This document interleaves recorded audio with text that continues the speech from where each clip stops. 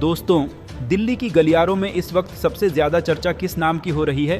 कौन है वो नेता जो मध्य प्रदेश की धरती से निकला, 4 बार मुख्यमंत्री बना और अब जिसके लिए दिल्ली का सबसे बड़ा दरवाज़ा खुल सकता है, उपराष्ट्रपति भवन का दरवाज़ा। जी हाँ, बात हो रही है शिवराज सिंह चौहान की। और सवाल ये कि क्या वो देश के अगले उपराष्ट्रपति बनने जा रहे हैं? एनडीए के पास आंकड़े हैं, बहुमत है और शायद यही मौका है शिवराज को दिल्ली भेजने का। शिवराज सिंह चौहान का राजनीतिक सफ़र। शिवराज सिंह चौहान एक ऐसा नाम जो किसान परिवार से निकलकर देश की सियासत में मिसाल बन गया। मध्य प्रदेश के सीहोर जिले के छोटे से गांव से शुरू हुआ ये सफ़र। 1990 में विधायक बने, फिर सांसद, फिर 2005 में मुख्यमंत्री की कुर्सी संभाली, 4 बार सीएम, 18 साल का लंबा कार्यकाल और मामा की छवि ने उन्हें जनता के दिल में बिठा दिया।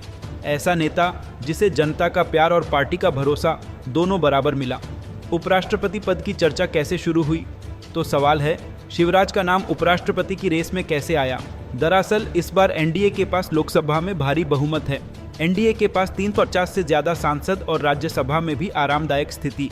राष्ट्रपति उपराष्ट्रपति चुनावों में बहुमत का मतलब है विपक्ष की राय के बिना भी एनडीए अपने उम्मीदवार को जीत दिला सकता है।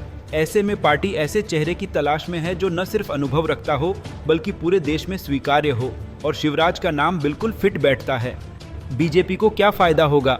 अब बड़ा सवाल, बीजेपी को शिवराज को उपराष्ट्रपति बनाने से क्या फ़ायदा होगा?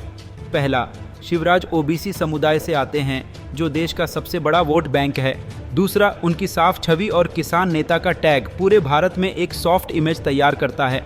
तीसरा, मध्य प्रदेश में उन्होंने लंबे समय तक स्थिर सरकार दी जिससे गवर्नेंस का उनका रिकॉर्ड मजबूत है। और चौथा, उन्हें दिल्ली भेजकर बीजेपी मध्य प्रदेश में नई लीडरशिप को जगह दे सकती है 2029 की तैयारी करते हुए। सिक्किम विपक्ष की चुनौती, क्या विपक्ष इस रेस में कुछ कर पाएगा? साफ जवाब है नहीं, क्योंकि उपराष्ट्रपति चुनाव में लोकसभा और राज्यसभा के सभी सांसद मिलकर वोट देते हैं और एनडीए के पास दोनों सदनों में स्पष्ट बहुमत है। यानी अगर बीजेपी और उसके सहयोगी तय कर लें कि शिवराज ही उम्मीदवार होंगे तो उनकी जीत तय है।